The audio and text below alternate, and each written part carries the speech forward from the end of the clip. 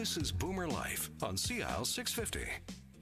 Welcome back to Boomer Life. Today we're talking about solutions to debt, some of which you may not even be aware of. Joining us today is Phil McCourt, Senior Vice President with Abakhan and Associates, trustees in bankruptcy with offices all over BC, Victoria, Vernon, Prince George, and down here in the Metro Vancouver area in Vancouver and also in Surrey.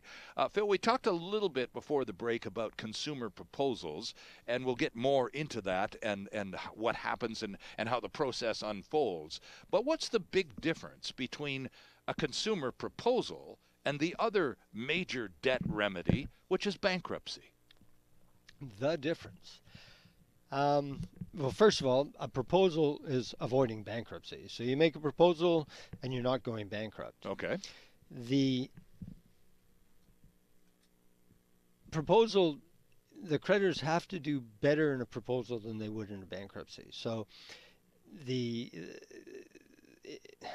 theory behind a proposal actually is that you say to your creditors, look guys, let me keep what I have, because if you let me keep if I have anything at all, a lot of time all they have is income, they don't have any assets, but let me keep what I have and don't make me go bankrupt, because you're going to do better than you would do if you bankrupt me and sell what I have, if in fact I have anything. So that's I don't know if that explains it exactly, but making an assignment in bankruptcy, the technical aspect of making an assignment in bankruptcy is you take all of your assets, now vest in the trustee in bankruptcy. Okay. Boom. End of story. So from the consumer, from the individual side, it seems to me, based on that description, that the consumer proposal would be the preferred remedy. It would be the preferred remedy if you can in fact make enough payments, make payments to the trustee such that your creditors will get more than they would in the bankruptcy. Okay, let's see how this works. Let's put me across the desk from you in your office downtown at Abakhan and Associates in Good Vancouver. idea. And I come into you and I say, and I'm not the happiest human being on the planet, and I'm sure most people who get to your office, by the time they've procrastinated and endured an unbelievable amount of harassment from collection agencies, etc., they finally get to your office and they're pretty darn miserable because they're in huge debt and they've got stress the likes of which they couldn't imagine 5 years ago. So I get to your office and I go, okay, I guess I'm here to go bankrupt, Mr. McCourt. And your response is maybe not. That's going to be the first thing, right? That's exactly my response. Yeah. And so where do you take it from there? How do you determine whether it's appropriate for me to go bankrupt or maybe smarter or better for me to file a consumer proposal? What criteria do you base this on?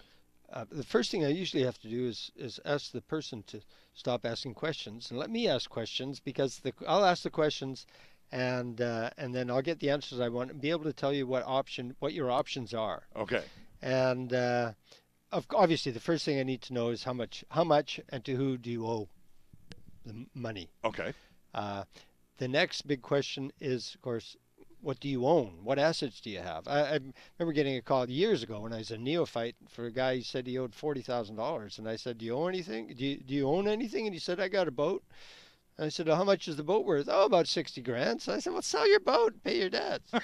You know, didn't occur to him, huh? No, it hadn't occurred to him. Just wanted his cake and could eat it too. How to get away without paying debts and keep my assets. Right. Now we'll get back to that in a minute as well, because okay. So what do you own? So that, yeah, I mean, if you've got enough, there are a lot of people. When you're looking at insolvency, bankruptcy, unfortunately, the equity, if you want to try and save things, equity in a home is not a really good idea, because the equity in the home immediately vests in the trustee. In many people's cases,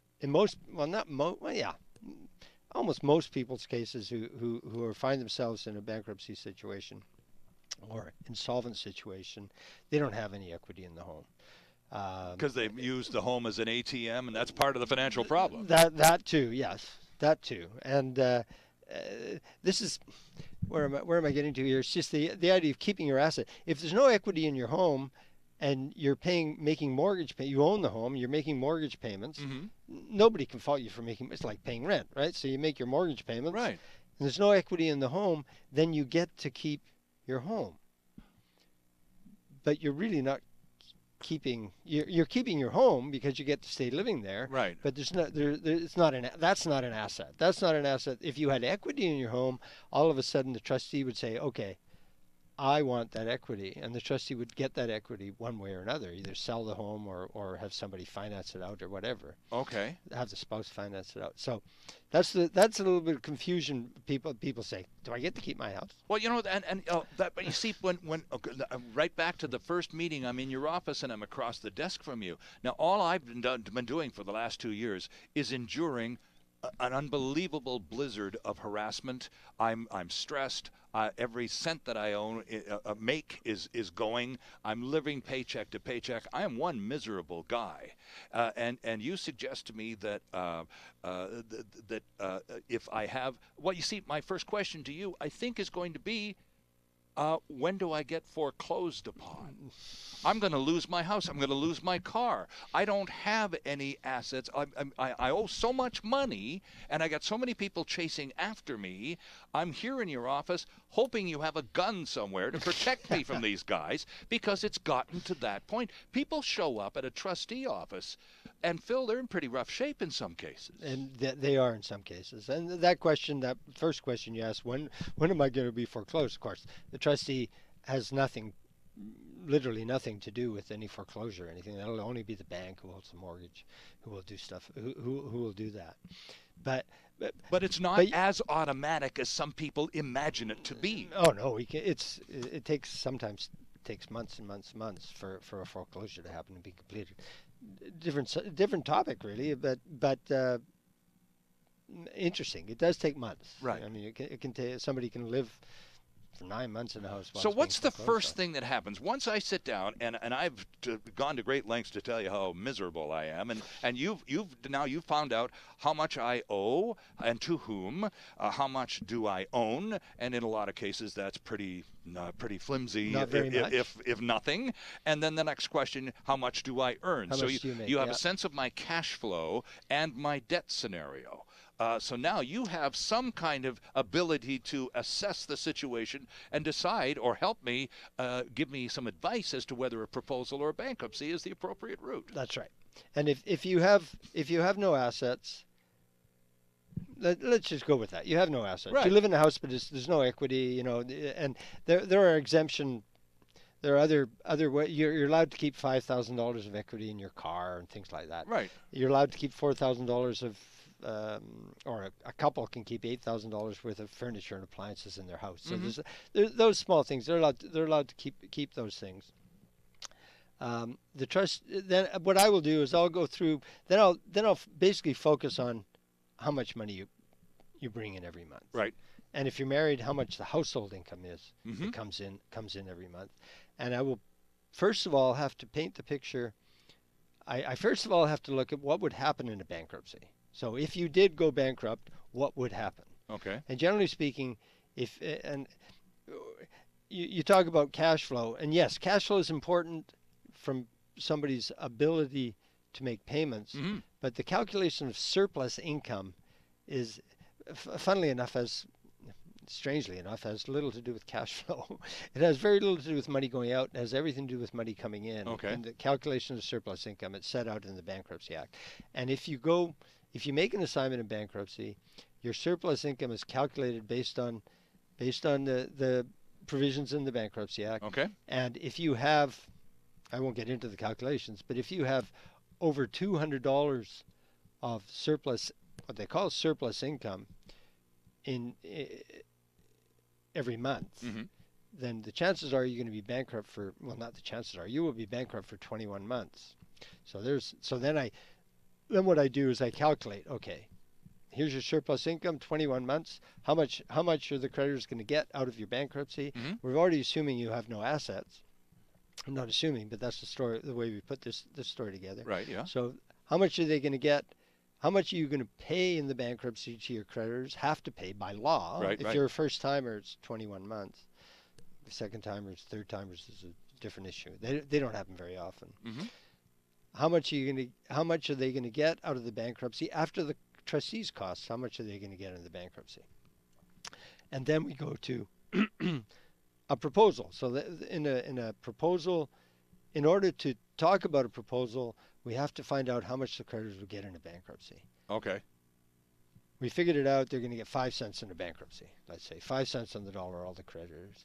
Well, you have to offer the creditors more, but if you offer the creditors 10 cents, they would probably say, take a hike. Oh, okay. Still not enough. Still not enough. All right. You're going to have to offer a little bit more. You talked about 30 cents I talk on in the dollar. 25 or 30 cent Okay, range. right. 25 or 30 cent range. And as I said, it's a balancing act. It's what somebody can afford to pay. Right. Compared to what the creditors are going to get. If somebody wants to make a proposal and they truly can only afford to pay so much, so the creditors only get 20 cents on the dollar, then that's it. And if the creditors don't want it, then okay, too bad. How many proposals get rejected, Phil? Consumer it's just consumer not enough. proposals. It's just not enough. We need go back to the table and bring those numbers up. This is turned down. Percentage-wise, I don't know. There might be some discussions between the trustee and the creditor where the creditor says something like, "You make it $50 more a month, and then we'll accept it." Sort of idea, that kind of thing. So they're open to negotiation. They are open to negotiation. Okay. In lots of cases. Now you also mentioned I'm sorry to go back on this, but something stuck out as you were talking. You were talking about income. And how much a person, I need to know how much you make. And if your spouse is working, I need to know how much the household income is. If I, the consumer, either go bankrupt or file a proposal, is my wage-earning spouse automatically included in that? Or is she treated as a separate individual and free of the proposal or the bankruptcy provisions? The spouse is totally free of everything. The spouse is not making a proposal, is not going bankrupt. But in a bankruptcy, it's necessary to include the household income. Right. And then the way the surplus income calculation works depends on how many people live in the household. And you're allowed to keep so much more money the more people that live in the household. But you bring, of course. But you bring, okay, that would make sense. So that's a bankruptcy. Mm-hmm. And that's where the spouse's income is involved. It's not the spouse, just the spouse's income. And it's purely for calculation purposes. Right. In a proposal, this is where the individual has to bring in their spouse because maybe the spouse's income can help make the payments. Right. Most people, what I find, Sterling, is proposals are preferred. Creditors like them because they get more money. Mm-hmm. Trustee likes them. We don't always. I mean, we're in business here. We don't always make more money in proposals, but sometimes we do. Debtors usually like proposals because they feel it's a very internal thing because they feel better about themselves. I'm sure. Okay, so they feel like they're doing something better. Sometimes I've told people, I've said, look, you don't have to make a proposal here. There are provisions in the Act that says if you can make a proposal and you don't make a proposal and you just go bankrupt, the trustee or creditor can oppose your discharge, which is another topic. So you would bankrupt longer than you would have been otherwise, just because you could have made a proposal and didn't make a proposal. Oh, and so there's language in the Bankruptcy Act that speaks to that. You didn't choose the appropriate remedy, so there are provisions for that. Yeah. Interesting. We need to take a quick break here. Abakhan and Associates, I keep identifying your company, Phil, as trustees in bankruptcy and proposal administrators. And when we come back from the break, you are officers of the court as well. The whole thing functions around the Bankruptcy Act, which is federal law, correct? That's correct, yes. Okay, so then once we've established that, we'll take a quick break and we'll come back and talk about, all sorts of debt issues with a Senior Vice President from Abakhan and Associates. Phil McCourt is with us. And by the way, they have a terrific website. If you want to check it out while we take our break, the website is abakhan.com. And Abakhan is pretty easy to spell. It just sounds hard. It's Abakhan. Abakhan. Abakhan.com. And we're back after this quick time out on CIL 650. Canada's only weekly radio show dedicated to the baby boomer lifestyle. This is Boomer Life on CIL 650.